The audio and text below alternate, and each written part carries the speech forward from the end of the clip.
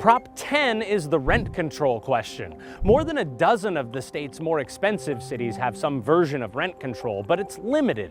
Prop 10 aims to allow local governments to enact more kinds of rent controls with the goal of making housing more affordable. Specifically, Prop 10 would allow rent control on new housing. Right now, it's only allowed on housing units that were built before 1995.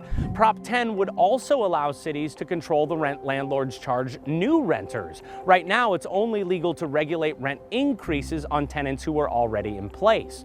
Lastly, Prop 10 would allow local rent controls on standalone homes. Right now, it can only be done on multi-unit buildings like apartments. The state bean counters point out Prop 10 could actually have the opposite of the desired effect of making life easier for renters, because some landlords will choose to sell rental homes rather than face rent controls, which will take some homes out of the rental market. Still, Prop 10 does allow landlords to make a fair rate of return.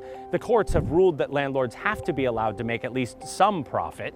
More rent control would also encourage renters to move around less, which is good if you want to stay put and pay less good if you're shopping for a place to rent and they're all full. How Prop 10 plays out would be up to local governments depending on what exact rent controls they end up passing. A yes vote expands rent control in the state. A no vote keeps rent control rules the same as they are now.